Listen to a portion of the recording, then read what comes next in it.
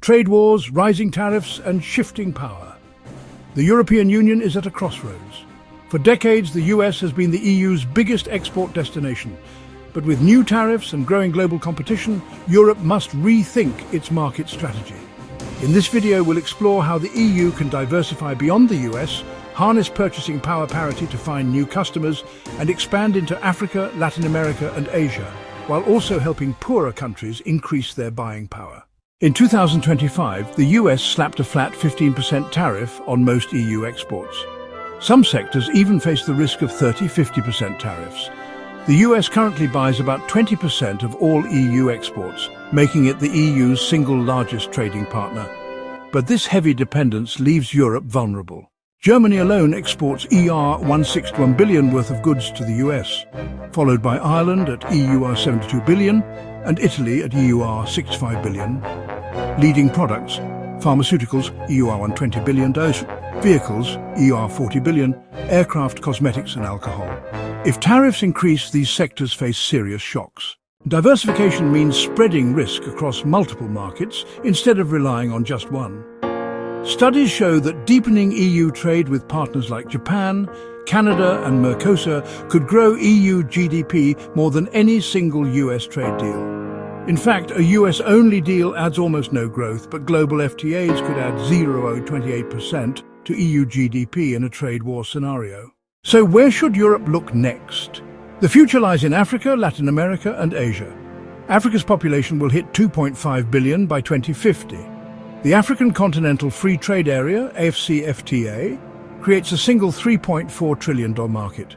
EU exports already include machinery, vehicles and medicine, but growth is strongest in renewables, agri-tech and digital services.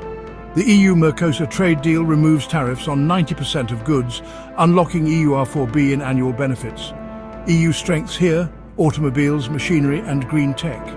In return, the EU can import agriculture and raw materials, balancing trade. Rising PPP-adjusted incomes in Mexico, Brazil and Chile make them prime consumer markets. Asia drives over 60% of world GDP growth.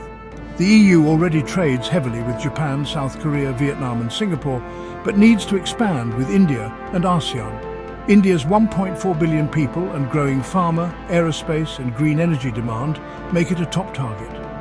Southeast Asia's fast-growing middle class craves luxury goods, tech and clean energy. GDP doesn't tell the full story. Purchasing power parity, PPP, adjusts incomes to reflect what people can actually buy in their local economy.